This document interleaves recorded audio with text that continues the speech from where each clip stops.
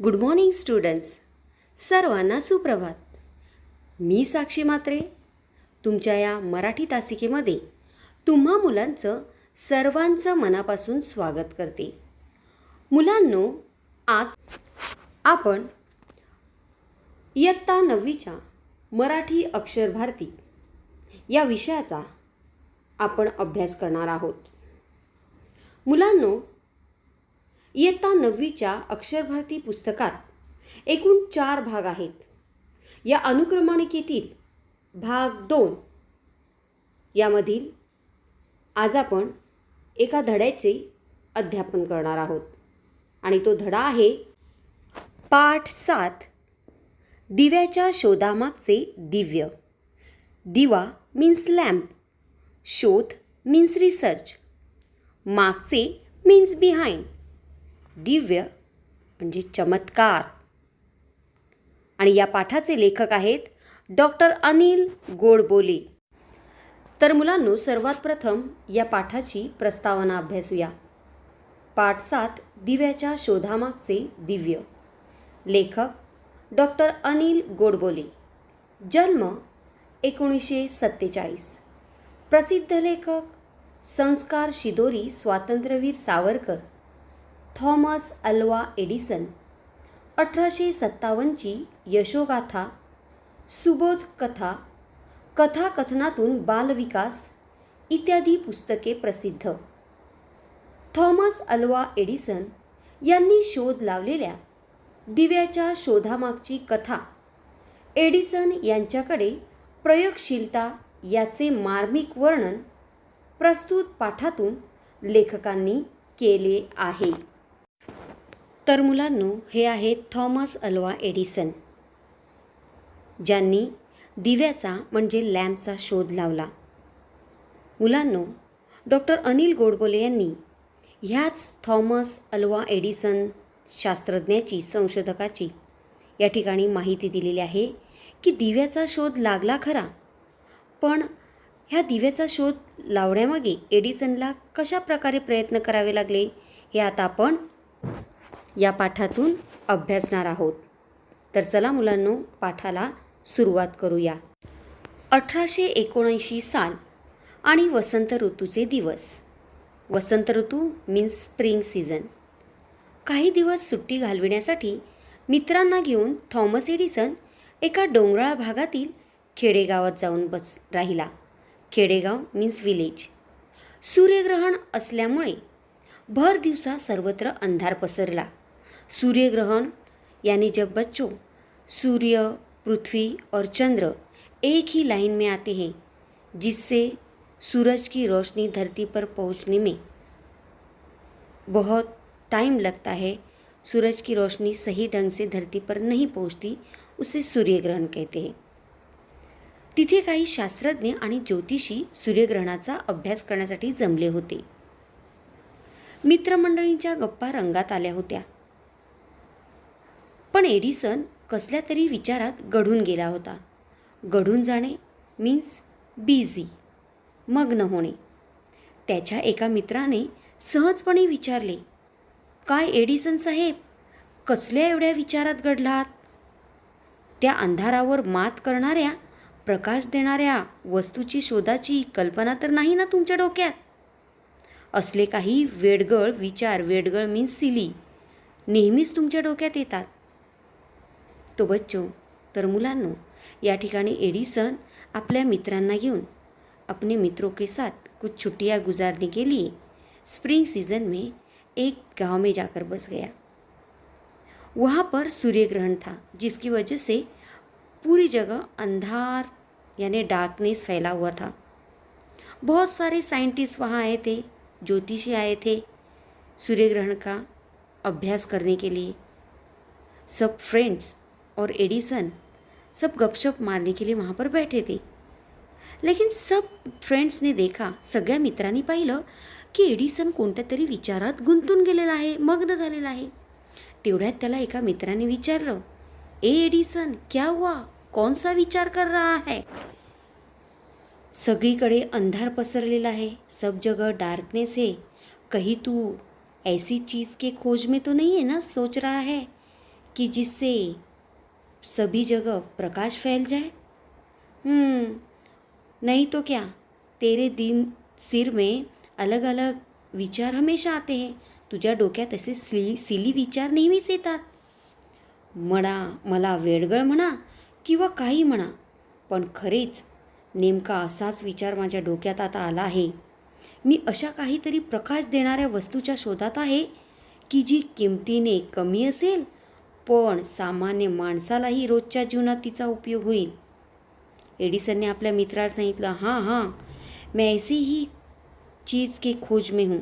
मी अशाच एका वस्तूच्या शोधात आहे जी डार्कनेसवर, अंधारावर मात कशी करेल आणि सगळीकडे प्रकाश देईल. पण हो, मी प्रकाश देणारी अशी वस्तू शोधणार आहे जी सर्वसामान्य गरीब से गरीब लोग आसानी से खरीद सके, जिसका हमारे रूटीन के ज़िंदगी में सही से यूज हो. एडिसनच्या मित्रांनी फारसे गंभीरपणे मनावर घेतले नाही. बऱ्याच जणांनी तर ते हसण्यावारीचे नेले.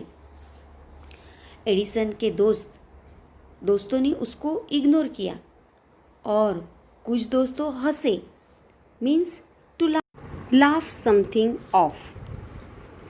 तुम्हालाही थट्टा वाटते. थट्टा मीन्स मस्करी. पण हातच्या कंकणाला आरसा कशाला? माझ्या मनातील कल्पनेप्रमाणे असणारी वस्तू शोधण्याचे आव्हान मी स्वीकारले आहे. आव्हान मीन्स चॅलेंज. एडिसन अगदी सहजपणे बोलून गेला. एखादी कल्पना मनात आली की तिचा सतत पाठपुरावा करणे हे तर एडिसनचे वैशिष्ट्य होते. वैशिष्ट्य मीन्स स्पेशालिटी. पाठपुरावा करणे म्हणजे एखाद्या गोष्टीचा ध्यास घेणे, अभ्यास करणे. हातच्या कंकणाला आरसा कशाला म्हणजे जे सरळ दृष्टीस पडते, म्हणजे कोणत्याही गोष्टीची संकल्पना व्यक्त करताना, कोणतीही गोष्ट स्पष्ट करताना इतर वस्तूंची मदत घ्यायची नसते. Truth needs no evidence. तर मुलांनो, या ठिकाणी एडिसन म्हणाला कि आप लोग को लगता होगा कि मैं ये सब मजाक कर रहा हूँ, लेकिन नहीं, मैं जो बोलता हूँ वो करके दिखाता हूँ. मी माझ्या मनाने एक आह्वान स्वीकारलेले आहे. चैलेंज मैंने एक्सेप्ट किया है कि मैं डार्कनेस पर ऐसी एक चीज़ ढूंढूंगा जिससे सभी जगह प्रकाश ही प्रकाश फैलेगा. और हाँ बच्चों, यहाँ पर एडिसन की स्पेशलिटी थी कि एडिसन जो भी मन में ठान लेता था उसका हमेशा पाठपुरावा करणे मीन्स उसका ध्यास लेता था. एखाद्या गोष्टीचा पुरेपूर तो अभ्यास करायचा. एडिसनने आव्हान स्वीकारले खरे, पण हे काम वाटके तितके सोपे नव्हते. कृत्रिमरित्या प्रकाश निर्माण करण्याचे व रात्रीचे दिवसात रूपांतर करण्याचे यापूर्वी काही प्रयत्न झाले. सर हम्फ्रे डेव्ही याने खाणीमध्ये वापरण्यासाठी एक कमानदार दिवा तयार केला होता. त्यात वीज वाहून नेणाऱ्या ताऱ्यांच्या टोकांना कार्बनचे म्हणजे कोळशाच्या पदार्थांचे तुकडे जोडलेले होते. तारांची कार्बन जोडलेली टोके जवळ आणली की त्यातून झगझगीत प्रकाश निर्माण व्हायचा. पण या प्रकाशाच्या उपयोगाला फार मर्यादा होत्या. मर्यादा मीन्स लिमिट. दरवेळी कार्बनचे तुकडे जाळून प्रकाश निर्माण करणे हे काम खर्चिक होते. खर्चिक मीन्स कॉस्टली. त्यातून निर्माण होणारा विषारी वायू, विषारी मीन्स पॉइझन, हाही धोकादायक होता. धोकादायक मीन्स डेंजरस. प्रकाश तर जास्त वेळ टिकणारा हवा, तो कमी खर्चात निर्माण करता यायला हवा, तो फार प्रखर नको, त्यातून विषारी वायूचा धोकाही नको. हे सारे कसे जमायचे? एडिसनचे विचारचक्र सुरू झाले. तर मुलांनो, एडिसन ने तो बच्चों यहाँ पर एडिसन ने अपने दोस्तों के सामने चैलेंज एक्सेप्ट किया कि मैं एक ऐसी चीज़ खोज निकालूंगा जिससे सभी जगह प्रकाश ही प्रकाश फैले, जो कम से कम किंमत में होगी. मुलांनो, आता त्याचे प्रयत्न सुरू झाले. उसने प्रयास करना स्टार्ट किया. इससे पहले सर हम्फ्रे डेव्ही जो थे उन्होंने खाणीमध्ये म्हणजे मुलांनो ज्या ठिकाणी कोळसा सापडतो असे ठिकाण, तर सर हम्फ्रे डेव्ही याने खाणीमध्ये दिवा, एक कमानदार दिवा तैयार किया होता।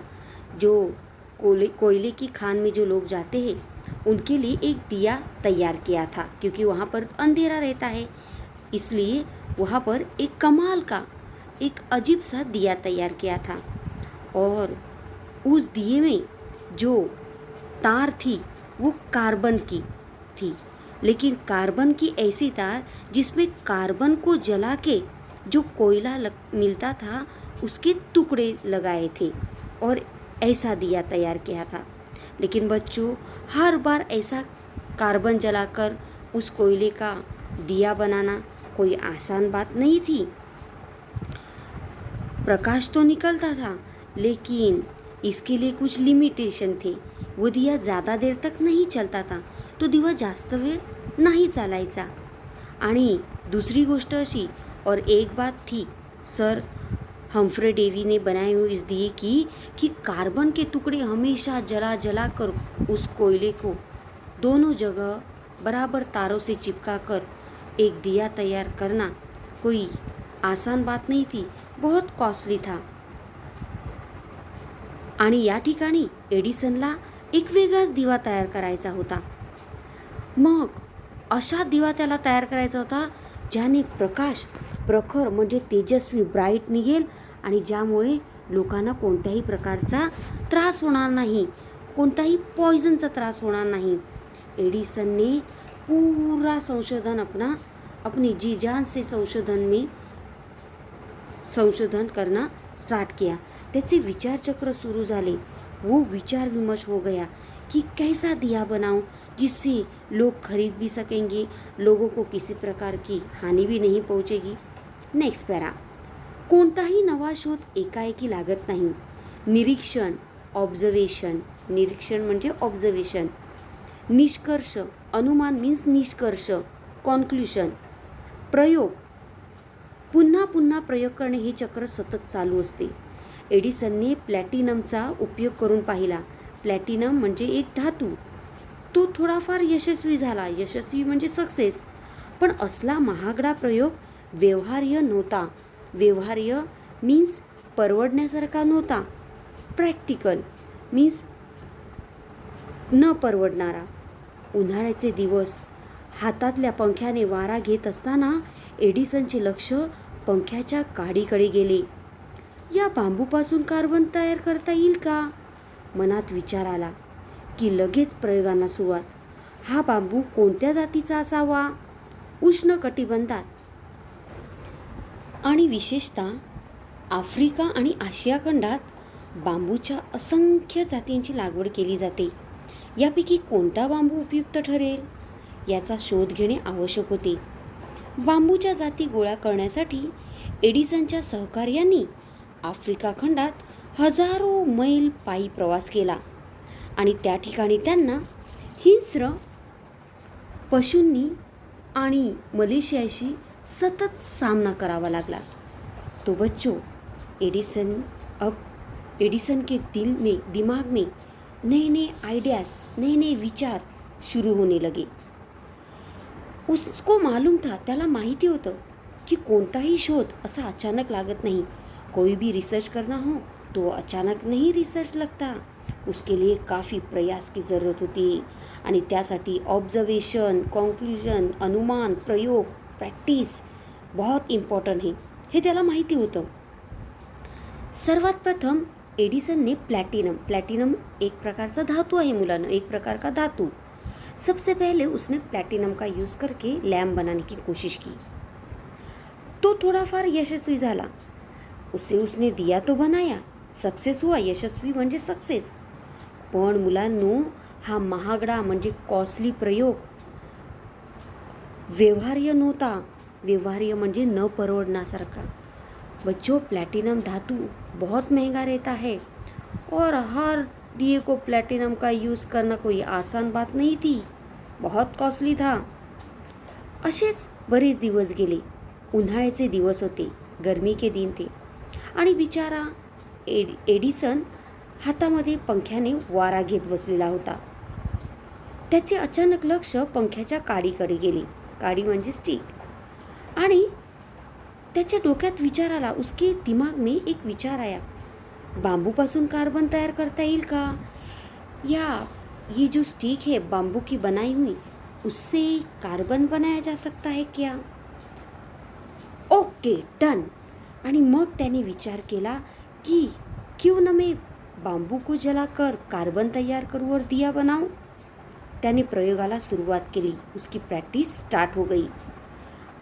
सबसे पहले, सर्वात प्रथम त्याच्या डोक्यात विचार आला की बांबूपासून कार्बन तयार करता येईल, पण त्यासाठी कोणत्या जातीचा बांबू असावा, कौन से टाइप का बांबू लेना चाहिए. आणि उष्ण कटिबंधात म्हणजे ज्या ठिकाणी उष्ण हवामान असतं, म्हणजे उदाहरणार्थ विशेषतः आफ्रिका आशिया खंडात जंगलामध्ये बऱ्याच टाईपचे बांबू असतात. त्या ठिकाणी बांबूची लागवड केली जाते, पैदास की जाती है.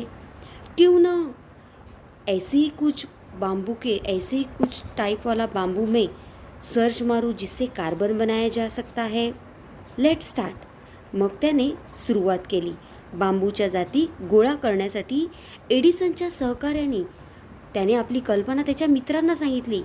आणि मग त्याचे मित्र अफ्रीका खंडात हजारों मील पाई उसके जो दोस्त थे उन्होंने उसको मदद करने की ठान ली और उस अलग से बांबू की खोज में वो लोग निकल पड़े. बहुत बहुत चलने के बाद, पैदल चलने के बाद, खूप पायी चालल्यानंतर ते आफ्रिका खंडातल्या जंगलात आले. त्या ठिकाणी त्यांना मुलांनो हिंस्र प्राणी, हिंस्र मीन्स वाईल्ड ॲनिमल्स, आणि मलेरियाशी सतत सामना करावा लागला. तर मुलांनो त्याचे दोस्त, त्याचे मित्र एडिसनचे अफ्रीका खंडांच्या जंगलात हजारों मैल बहुत बहुत पैदल चलकर गए. हजारों मैलों का प्रयास करते करते चले, सफ़र किया उन्होंने. लेकिन उस जंगल में पहुंचने के बाद वाइल्ड एनिमल्स और मलेरिया, जैसे मलेरिया से रिलेटेड जो मच्छर होते उनका सामना करना पड़ा. सामना म्हणजे प्रतिकार करावा लागला. बांबूच्या जाती गोळा करण्यासाठी एडिसनने पाण्यासारखा पैसा खर्च केला. पाण्यासारखा पैसा खर्च करणे म्हणजे पैशाचा ओघ पुरवणे, खूप पैसा खर्च करणे. त्यातून त्याने 6000 प्रकारच्या बांबूच्या जाती गोळा केल्या. त्या आफ्रिका खंडाच्या जंगलातून एडिसनने 6000 टाइप के बांबू के जो 6000 टाइप थे वो इकट्ठा किए. बांबूपासून तयार केलेली फिलामेंट ही अधिक काळ प्रकाश देणारी ठरली.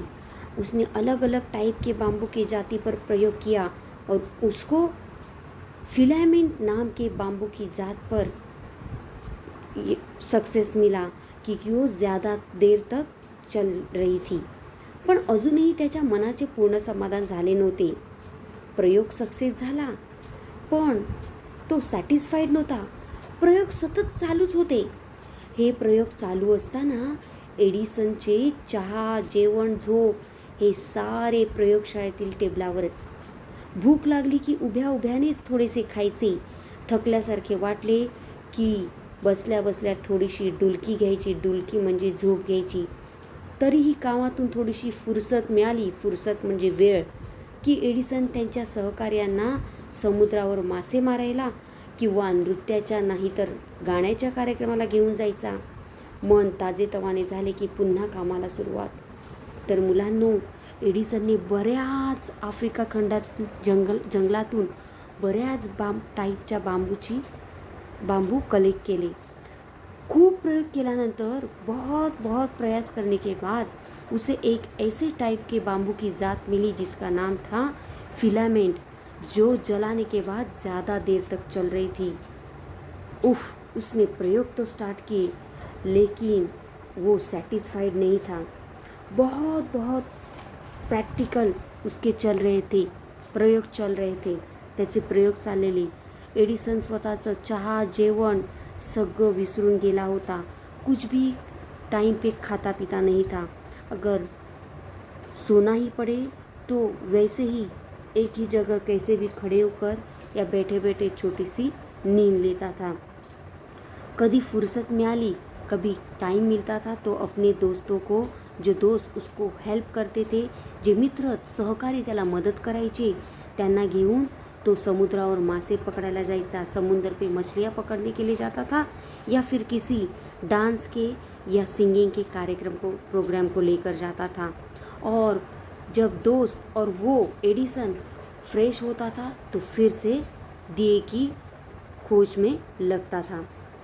तर या ठिकाणी एडिसनचे प्रयोग चालूच होते।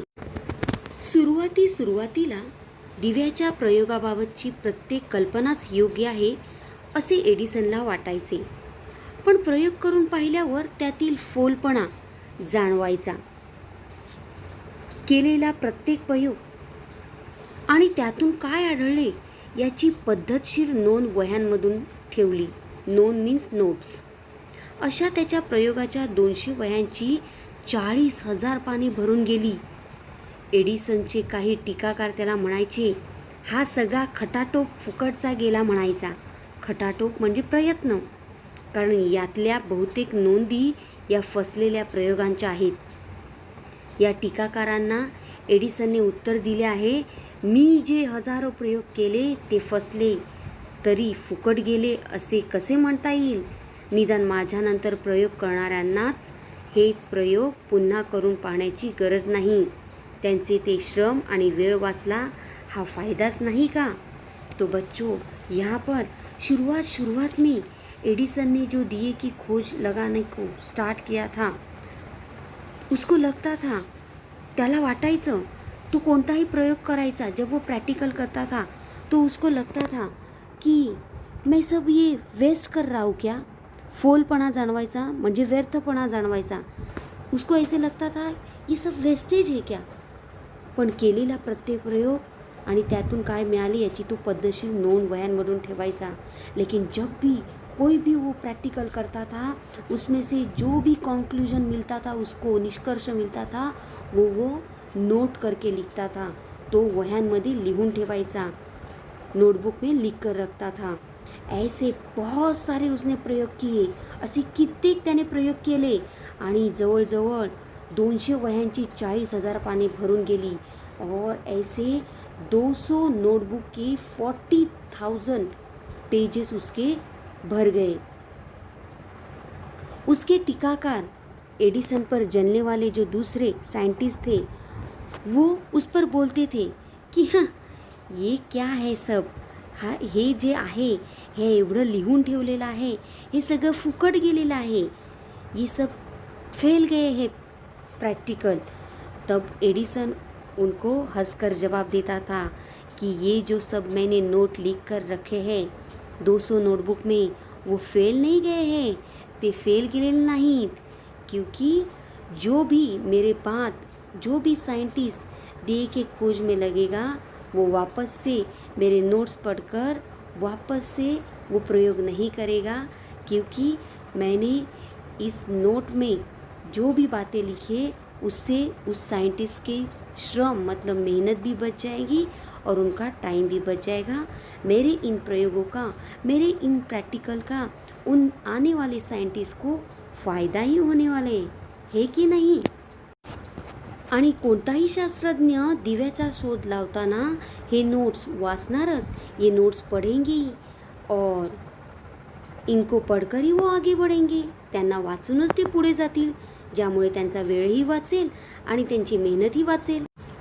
सतत 10 ते 12 वर्षे प्रयोग करून पाहिल्यानंतर दिव्यामध्ये फिलामेंटसाठी वापरण्यात येणाऱ्या टंगस्टन धातूचा, टंगस्टन एक धातू आहे बच्चो, प्रयोग यशस्वी झाला। इतका महत्त्वपूर्ण शोध लागला, पण तो लोकांना माहिती कसा व्हावा, त्याच्या डोक्यात एक कल्पना आली। मेनलो पार्क येथील घराभोवती त्याने प्रचंड मोठा मांडव उभारला। त्या ठिकाणी नाना प्रकारच्या दिव्यांची आकर्षक रोषणाई केली। झाडात, झुडपात, अंगणात, गच्चीवर, किंबहुना जिथे जागा मिळेल तिथे वाटाण्यापासून भोपळ्यापर्यंतच्या विविध आकाराचे आणि रंगांचे दिवे लावण्यात आले। तो दिवस होता 21 ऑक्टोबर 1879 चा। घराभोवतीचा दिव्यांचा झगमगाट पाहायला सारे गावच्या गाव लुटले. एडिसनने केलेल्या या दिवाळीचा वर्तमानपत्रात आणि सगळीकडे गवगवा झाला. गवगवा झाला म्हणजे ही बोलबाला झाला, प्रसिद्धी झाली. वर्तमानपत्रातून दिव्याच्या शोधाची बातमी जगभर पसरली. तो बच्चों, कंटिन्यूज 10 to 12 ईयर्स प्रैक्टिकल प्रयोग करने के बाद लैंप में दिव्यामध्ये फिलामेंट नाम की जो बाम्बू की ज़ात है, फिलामेंट नाम के टाइप का जो बाम्बू है, उसमें टंगस्टन धातु का यूज़ करके उसने एक लैंप बनाया. और वो लैंप इतना अच्छा बना कि बच्चों अब उसका लैंप कम से कम कीमत में और सामान्य लोगों तक पहुँचेगा, ऐसा लॅम्प उसने तयार किया. असा कमीत कमी खर्चिक असा लॅम्प त्याने फिलामेंटसारख्या बांबूची जात वापरून आणि टंगस्टन धातूचा वापर करून त्याने एक लॅम्प तयार केला आणि तो सक्सेस झाला. दिव्याचा शोध लागला. दिए का शोध, लैंप का रिसर्च लगा उसे. लेकिन अब लोगों को इस बात का कैसे पता चले.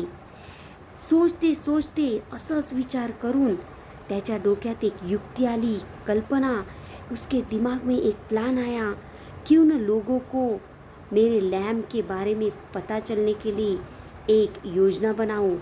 और बच्चों आणि म्हणून मुलांनो और बच्चों, उसने एडिसन ने मेनलो पार्क में अपना जो घर था, उस घर के आंगन में एक बड़ा सा मंडप उभारा, एक बड़ा सा मंडप तैयार किया. और वहाँ पर उसने अपने रिसर्च किए हुए दिए की रोशनाई की. अट्रैक्टिव अलग अलग तरीके के उसने दिए वहाँ पर लगाकर वो पूरा इलाका, वो पूरा घर का आंगन उजाला दिया. झाड़ात, झुड़पात, छोटे छोटे पौधों में, बड़े बड़े पेड़ों में, अंगणात, उसने अपने आंगन में, गच्ची मीन्स टेरेस पर, सब जगह जहाँ पर मिले वहाँ पर, वाटाण्यापासून, वाटाणा मीन्स वटाणा आणि भोपळ्यापर्यंत, पंपकिन जैसे हर एक चीज़ पर उसने छोटे बड़े अपने रिसर्च किए हुए लैंप लगाए. और ये नज़ारा देखने के लिए, अलग अलग टाइप की रोशनाई, अलग अलग टाइप के दिए देखने के लिए उसने उसके घर आस पड़ोस काफ़ी लोग इकट्ठा हो गए. गांव के गांव आजू बाजू के गांव के लोग भी वहाँ पर आए वो अट्रॅक्टिव्ह नज़ारा देखने के लिए. त्या दिव्यांची रोषणाई पाहायला खूप लोक आले, आजूबाजूच्या गावातले जमा झाले.